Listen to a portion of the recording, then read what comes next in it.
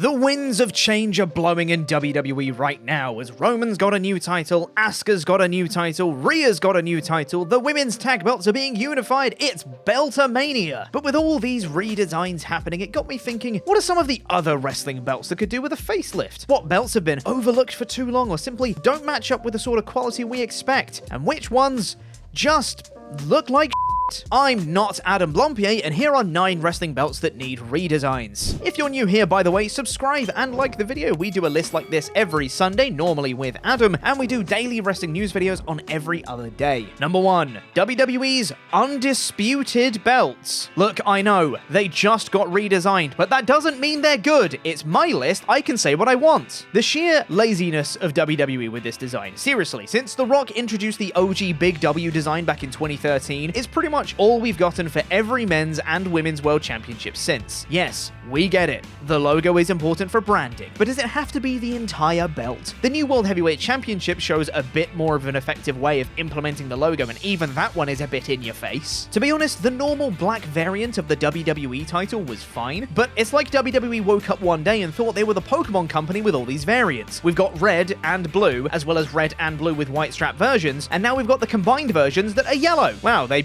really are following the Pokemon trajectory, aren't they? Next up, they'll split the belts into gold and silver and then combine them into crystal. Not even taking into account the whole thing of that's not what undisputed means. The titles are just tacky looking. The gold doesn't look very gold, although I will at least give them credit for ditching the brand association with the past designs. The gold titles are definitely an improvement on the red and blue variants, just like Pokemon, but that doesn't make them great. Just like Pokemon. Hot Pokemon take, Generation 2 isn't that great anymore, and some of the later gens are actually better. Alas, long gone are the days when every title was distinct and its own. Now they do little, but remind us what company we are in fact watching. Number 2, the IWGP Heavyweight Championship. Who'd have thought that 6 years after WWE ditched the maligned Divas Championship that New Japan would swoop in, scoop it out the bin, and turn it into their new World Championship? It's just a little butterfly, it's still good, it's still good. The old IWGP Heavyweight Championship design had that world title look about it. It felt fitting that your Okadas and Omegas would be going to war to hold this prize. The title was so lovely that AEW pretty much just stole it for their own world title, and you know what? Good thing they did, because this new IWGP one just ain't it. I mean, it's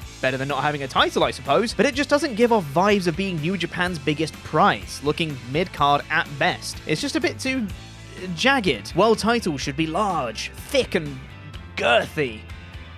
What was I talking about? This one looks more like a toy than an actual world championship. Fans weren't too pleased with the new belts, even more so considering this title was born through the unification of the old IWGP Heavyweight Championship and the IWGP Intercontinental title, which were two very lovely looking titles. 2 years on and we still haven't gotten a redesign, unfortunately, and there's little sign of New Japan listening to the people. No wonder Ibushi and White left. Number 3, WWE Women's Tag Team Championships. Who'd have thought you could look at WWE's championships and see influence from both Pokemon and Beyblade? What next? Yu-Gi-Oh? Tempest would actually like that. These belts arguably aren't as bad as some of the other belts in WWE, but considering the bar of WWE standard is lower than the Earth's crust, these belts being just at surface level doesn't make them great. Now, there is hope with this entry at the very least, as WWE is set to unify these titles with the NXT variant on next week's SmackDown. So there's a chance here to redesign these belts into something great, which could be part of Ronda Rousey's expedition to course correct the women's tag team division, or they'll just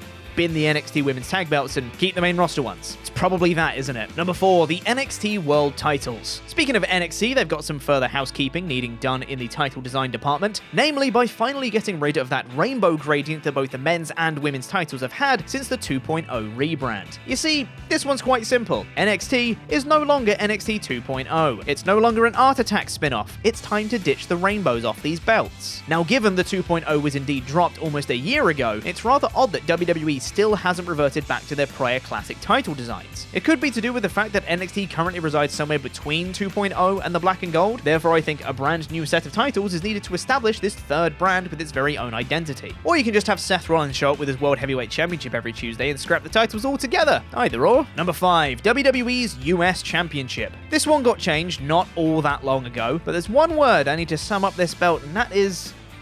actually, the word's escaping me. What was it again? There was one word that summed up this title. I just can't think what it is. The belt isn't terrible. The shape of it is fine at least, but it's a bit boring, and the champion across the face of it doesn't give it an air of grandeur. It's more an air of much like a lot of WWE's belts, and the company as a whole, actually, now that I think about it. What this belt lacks is subtlety, and instead of the champion being written across it, maybe we could have like a nice nameplate, or an intricate design, or something that isn't champion. Number 6, New Japan's World TV title. While I'm aware that I just criticized the IWGP Heavyweight Championship for its unconventional shape and being too jagged, the New Japan World TV title goes too far in the opposite direction. It is literally it's a rectangle. That is just a rectangle. It also takes a leaf out of the US Championship playbook by having lettering dominate the entire thing. Unlike the US title, however, the New Japan TV title has little else going on to distract your eyes away from the large New Japan World message. While the font is at the very least gold and embroidered into the design itself, it's just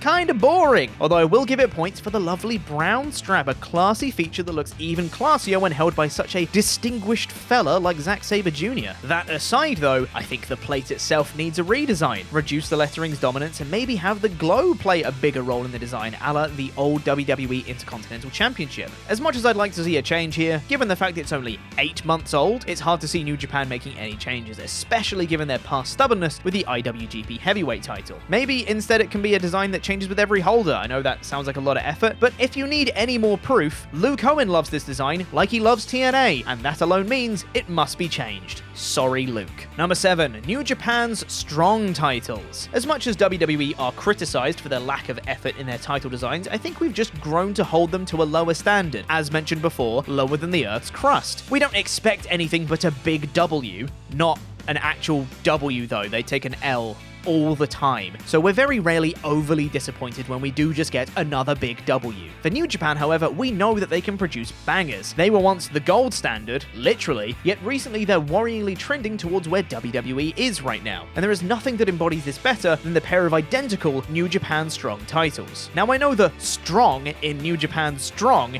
is meant to be loud, it's in all caps all the time after all. However, it is still a bit much, and as we've seen twice already in this list, overbearing lettering is a massive turnoff for me when it comes to title designs. What makes this entry so much worse than the US and New Japan TV title, however, is the fact that they only went and cloned this thing for the female roster and the tag division. Yes, 3 bad title designs are infinitely worse than 1. Massively disappointing, and even more strange considering reports that New Japan specifically designed the women's title for Mercedes Moné, only to rinse and repeat the same design they already had twice over. It's bizarre. Number 8, the Impact World Championship. Now, out of all the belts on this list, the Impact World Championship is probably the least offensive. It nicely embodies the promotion it represents, and it suited Josh Alexander pretty perfectly for all the time he held it. However, it just must be said that similarly to New Japan, it just ain't quite comparable to the design that came before it. Namely, because I am a sucker for big gold belts, and the TNA World title ticked that box spectacularly, despite being guilty of some egregious lettering. Given TNA veteran Alex Shelley has just gone and become the new Impact World Champion, somehow there is no better time than to revert to an upgraded version of the older design. Like I said, as good as the old design was, the lettering was a drawback and totally unnecessary, so perhaps a combination of that and the almost winged eagle design that Kurt Angle once hoisted would be a better template to follow. Only problem being, if you change this design, you probably have to change the other 5 titles in the promotion, as they all follow the very distinct Impact aesthetic. But hey, Alex Shelley is world champion in 2023. Who knows what to expect anymore? May as well just keep the awesomely weird times coming. And number 9, WWE Men's Tag Belts. Okay, we've saved the absolute worst for last. First, they were pennies. Then they were red and blue pennies. And now they're simply the last remaining survivor of WWE's brand supremacy era. Time to combine them to make yellow Pokemon trends. Let's go! Given that WWE have done away with the rest of their color-coded titles, it is surely a matter of time until these belts bite the dust too. I just pray for WWE to not do what they've done previously and don't just whack gold pennies onto Sami Zayn and Kevin Owens and call it a day. The pennies have been in effect for 12